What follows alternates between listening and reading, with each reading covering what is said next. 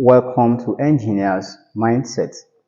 Okay, so to follow up our series on dimension analysis, let us consider the question on the board. It says, the drag force F required to pull a boat is directly proportional to the density, acceleration A, and mass M of the boat. Question says, using dimension analysis, determine the formula of force. So the first thing we need to do is to state out what was given to us in the question. It was given that the drag force F, so we simply have F is directly proportional to the density rho. So we have the density rho, okay, acceleration A. So we have acceleration. So please, density, we simply put y as the power, x as the power. Just raise it to any power you wish. Okay, to obtain accurate dimensions, we have to raise them to powers of unknowns because we need to find what the unknown powers. Okay, so simply call this density to the power of x. Okay, next is acceleration. So we simply have a to the power of y, and finally mass m, let's say to the power of z. So this becomes the formula. So we are going to now work with this. So this represents the information. Of course, whenever we remove a proportionality sign, we always introduce a constant. So this actually implies that F is actually now equal to K rho, which is density to the power of X, A to the power of Y, mass, okay, to the power of Z. All right, so the reason why we raise them to these powers is because they are asking us to determine the accurate formula for force. So which means these values have to be raised to a certain power. It is that power we now need to calculate. So this is what we have now, F equal to the whole of this. Now, we have to now find the dimension of all these variables given to us. We have to find the dimension of all the physical variables, okay? First of all, we have force here. Okay, so obtain the dimension of all the variables. Okay, obtaining dimensions. All right, so for force F, of course, the dimension of force is actually what? Mass times acceleration due to gravity. And of course, dimension for mass is capital M, which we already know. And acceleration is what? Let's do that a bit here. Acceleration is actually displacement, okay? Okay, displacement all over time squared, okay? Displacement all over time squared. That gives us acceleration. And of course, this is now equal to the dimension of displacement is actually what? Length, which is meters, okay? Because displacement is meters and dimension of meters is simply length. So we simply use capital L. We're using the MLT system now. All over dimension of time is t, but here we have time squared. That simply gives us t squared. So this actually means that dimension of acceleration is simply what? Lt to the power of minus 2. That means if we send, of course, convert this to what? Multiplication. This becomes bar 2. So we have acceleration to be what? Lt minus 2. So that means that we can now rewrite force. So I'm going to wipe this now.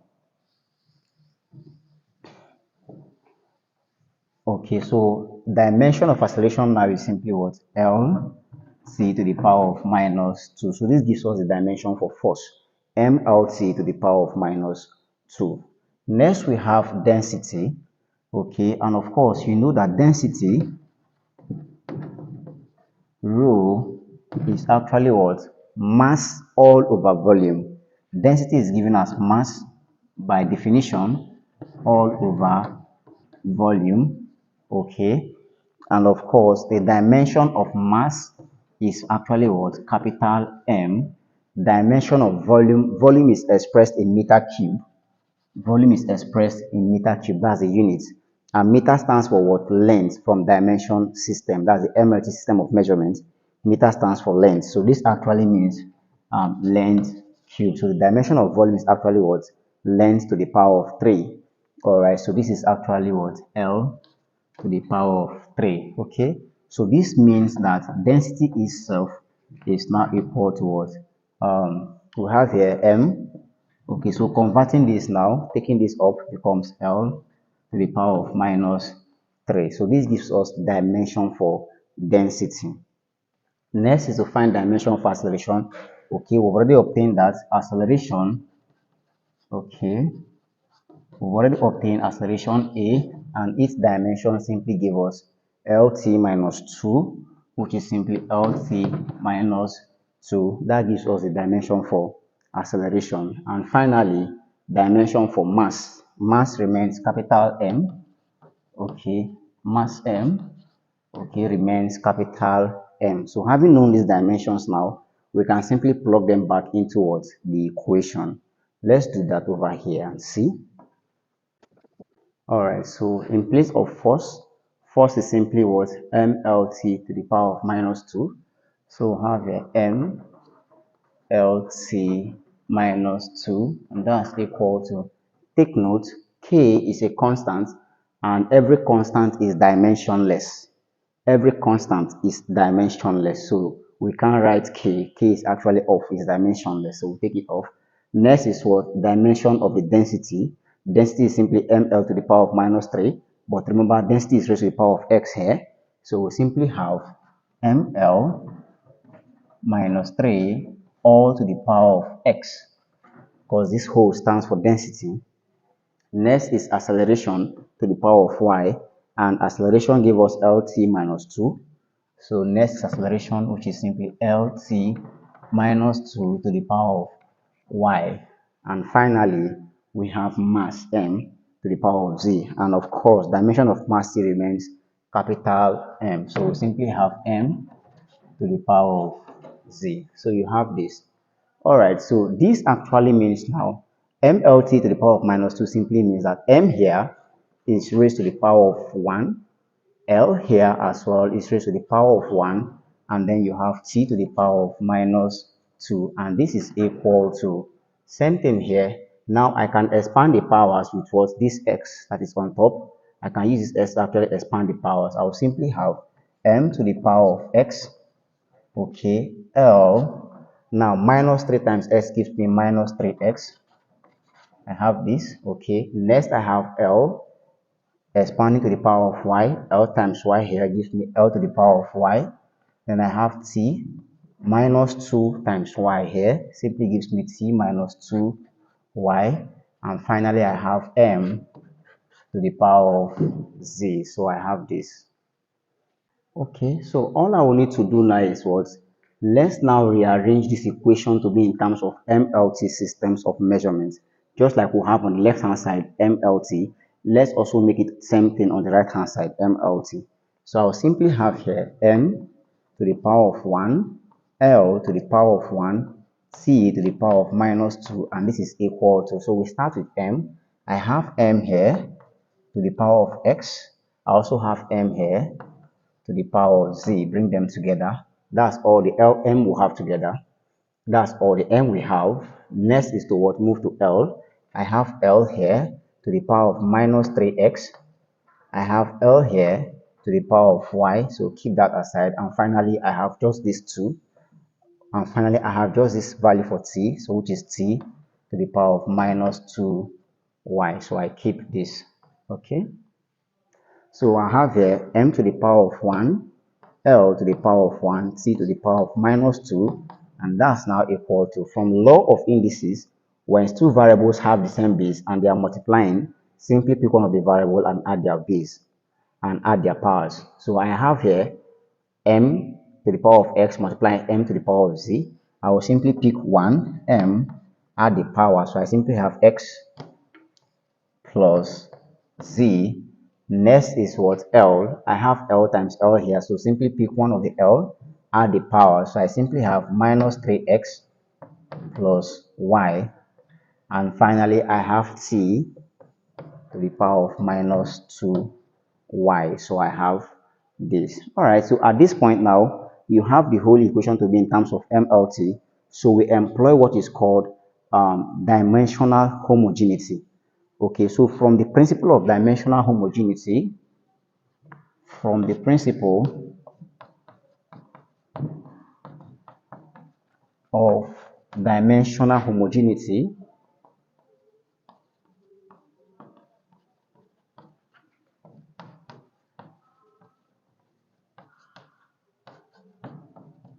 Okay, from the principle of dimensional homogeneity, that principle simply states that the powers of each of the variables on the left-hand side of the equation must be equal to the power of each of the variables on the right-hand side of the equation.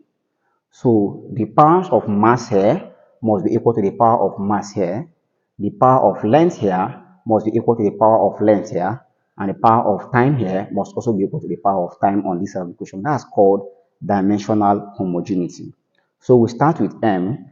For M, which is the mass now, mass is to the power of 1 here. So simply 1 is equal to, mass here is to the power of x plus z. So I'll simply have x plus z. So call this equation 1. Next is L, that's for the length. So for L, okay, for L, length here is to the power of 1 here. So I'll simply have 1 is equal to, length here is to the power of minus 3x plus y. So I have minus 3x plus y. Simply call this equation 2. Okay. So I'm just going to take okay, this part of the equation out because I will still need here. And finally for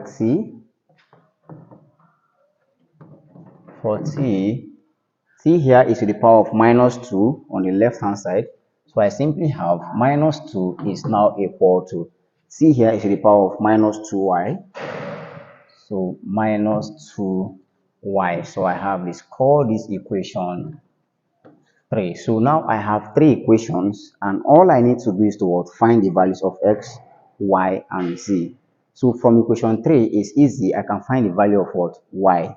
So from 3, okay, I have that, of course, to make y subject, simply divide both sides by minus 2. So I will simply have minus 2 all over minus 2 equals minus 2y all over minus 2. Okay, so from here, minus 2 strikes minus 2. I'm left with y. This simply now implies that y itself is now equal to minus 2 divided by minus 2 here simply gives me 1. So the value for y is actually 1. Okay, if I have known the value of y, I can simply substitute into equation 2 to obtain the value of what? X. So substitute into 2, sub into equation 2. And if I do that from equation 2, I have 1 is now equal to, so this is minus 3x, okay, plus y, and y is actually 1 plus 1. So I'll have this, okay. So let 1 come over here. It becomes 1 minus 1 equals minus 3x, okay, and 1 minus 1 gives us what? 0, and that's equal to minus 3x. So if I make a subject, simply divide both sides by minus 3. Of course, I will simply have x to be equal to 0 all over minus 3, and therefore x is equal to 0. X equals 0. So now I know the value of x as 0. I can substitute that into equation 1 to find the value of z. Okay.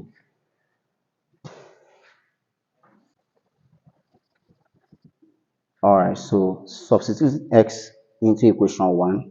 From 1 we have 1 equals, we have here x is now 0. So simply 0 plus z. So this actually implies that z itself is actually equal to what? 1. So now I know the value of x. So x equals 0, y equals 1, and z is also equal to 1. I can now substitute into what? This relationship to obtain the accurate formula for what? The drag force. So I'll simply have F equal to K is there as a constant. So I had rho to the power of x.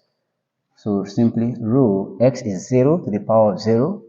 And next I have is acceleration a to the power of y, and y is simply 1. And then I had mass m to the power of what? Z. Z is actually 1. So this means that f itself is actually what k root to the power of 0. Any variable to the power of 0 is actually 1. So I simply have what a and what m. And of course, k is a constant. We can always treat constant as 1. Okay, where k equals 1, treat it as 1. So that simply implies that force F is actually mass times acceleration. So this becomes the correct formula for that given force. Alright guys, I hope you enjoyed this video on dimension analysis. Please, if you do, I would like to get your thoughts in the comment section. And of course, if you're new to the channel, don't forget to hit the subscribe button to keep getting updates on content such as this. Thanks guys, and cheers.